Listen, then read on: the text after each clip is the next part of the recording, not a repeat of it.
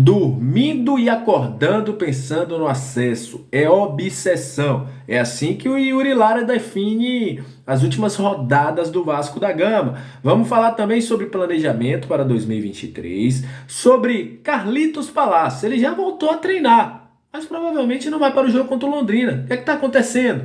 Vamos falar também sobre Thiago Reis. Depois que subiu para a Série B com o Botafogo, muita gente falando sobre ele. A gente vai falar sobre tempo de contrato, como foi que ele se desempenhou e se tem a possibilidade dele voltar ao Vasco da Gama. Então isso e muito mais, a partir de agora, no nosso Comentário Vascaíno. Sobe a vinheta.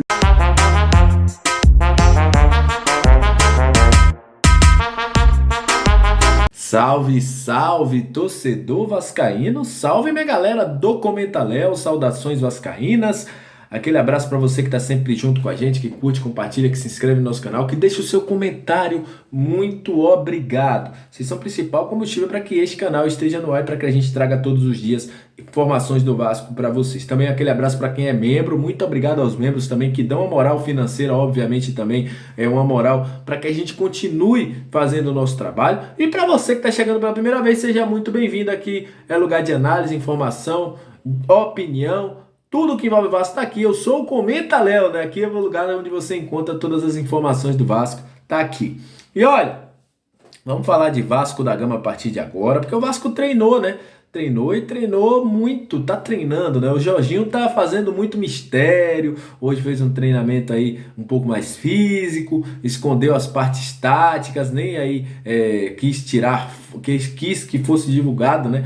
Essa situação da parte tática, teve abertura de janela para a entrevista, daqui a pouco a gente vai trazer até o Yuri Lara falando sobre a obsessão para o acesso, mas foi observado uma coisa, tá passando até na sua tela algumas imagens aí, a volta de Carlos Palácio, né? Carlos Palácio está treinando, tá depois de ter tido um problema na coxa direita, mas muito pouco provável ele vá para o jogo. Por quê? Olha, Carlinhos Palácios, a gente já falou diversas vezes aqui, é um jogador que tem problemas de adaptação no Brasil, quando estava no Inter ficou muito tempo no Chile, não queria voltar, é um cara que tem esse problema de adaptação e tem um problema que precisa focar no futebol, a gente já falou isso, precisa de um acompanhamento e tal, sente solidão, é um cara que vive assim, muita gente vai dizer que é besteira, eu não digo que é besteira porque eu não julgo a vida de ninguém, né? Não tô na vida de ninguém para estar julgando qual os efeitos, o que é besteira para mim pode não ser besteira para os outros, mas o Carlitos Palácio, ele vem se recuperando, mas não está dando muita amostra de que quer continuar no Vasco. As suas recentes falas, a sua forma como vem se comportando,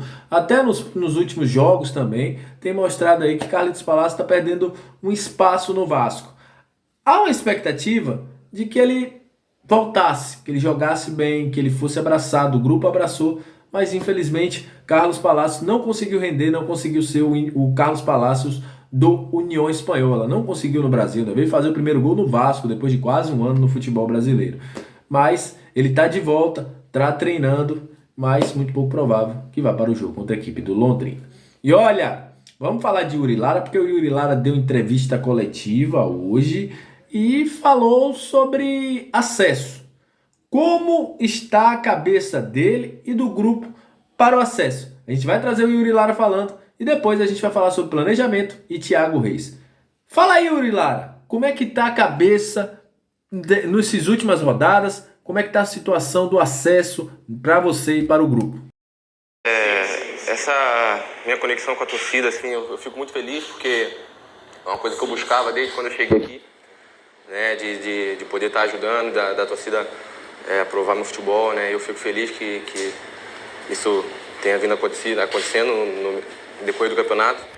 E o acesso, cara, é uma coisa que eu acabo dormindo pensando no acesso, acordo pensando no acesso. Tipo, não só eu, mas creio que todos os jogadores. E eu espero que isso possa acontecer, porque vai ser bom para todo mundo e a gente está vivendo isso aí, né? É uma coisa que é inevitável a gente não pensar e, enfim.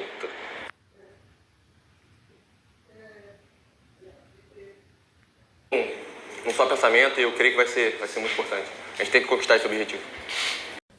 Enfim, né? Vocês viram aí o que o Yuri Lara falou. Como eu já disse aqui, os jogadores são os únicos que não devem desistir em momento algum. Torcedor pode desistir, seja lá quem for pode desistir, mídia pode falar, mas o jogador que está lá dentro, ele não pode em momento algum desistir. E é isso, né? Espero que tenha uma melhora, né? O Yuri, inclusive, falou em dado momento que as trocas de técnicos prejudicaram, até na situação de defesa também, mas eu espero muito que nos próximos 7 jogos aí a gente veja um Vasco diferente, um Vasco que consiga fazer pelo menos o seu papel de casa, né? Que tem feito há muitos anos e que suba para a Série A. Essa é minha opinião. Se a galera acha que não, é opinião, beleza, respeito. Mas a minha opinião é que suba. Quero muito que suba sim. Quero o Vasco na Série A, porque eu não quero sofrer não, meu amigo. Eu sou sadomasoquista para estar querendo estar no ano que vem na Série B.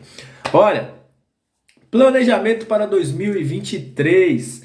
Muita gente falando, muita gente especulando, muita gente em uma situação e a gente precisa explicar as coisas, o que é que está rolando realmente. Primeira coisa, Léo, o Vasco tem mapeado nomes, está mapeando o mercado? Está. Inclusive, há 2 semanas atrás, o Sebastião Arense estava no Brasil, fazendo um intercâmbio junto com toda a equipe de scout. O Vasco, inclusive, contratou mais um scout de mercado. Para isso, o Vasco está sim com nomes sendo observados. Léo, existe negociação? Não, isso aí não existe. O Vasco está se monitorando, está com todos os dados aí dos jogadores que interessam. O Vasco, inclusive, tem uma escala de jogadores, né, no seu setor de análise de mercado, mas todas as definições só virá após o Vasco ter definido como será a temporada de 2023. Inclusive um técnico. O Vasco precisa de um técnico para definir qual o time que vem, qual o time que vai jogar, qual o estilo de jogo. Então isso tudo passará após a situação do acesso. Léo, eu sei que você está falando isso todo dia, mas a gente tem que falar, gente. Todos os dias eu recebo comentários, recebo mensagens falando: Léo, isso aqui é verdade, Léo, isso aqui é verdade. E a gente tem que desmentir, porque a gente sabe o que é que está rolando. Existe sim as sondagens, existe sim o mapeamento, mas nesse momento não existe negociação.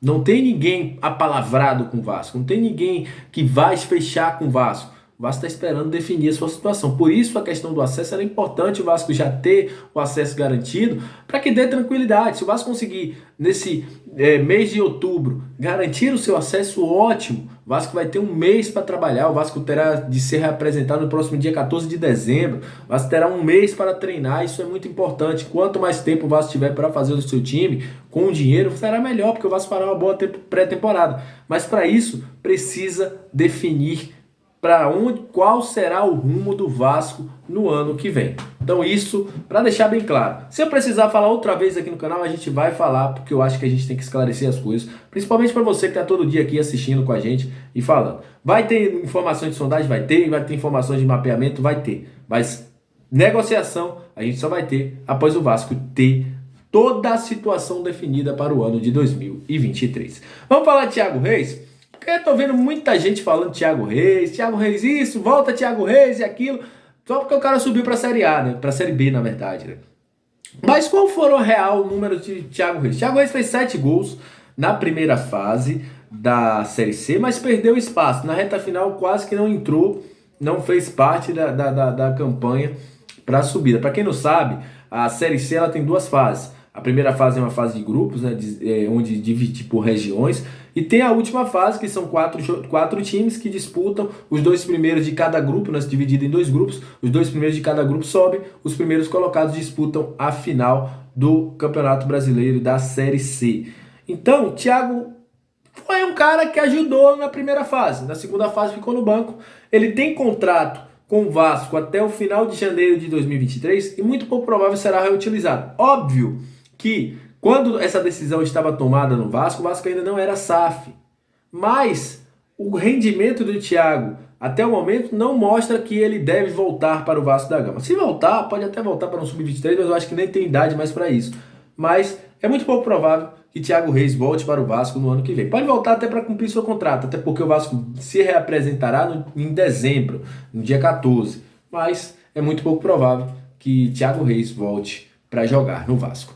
Então é isso, aquele abraço, saudações vascaínas, até a próxima, valeu!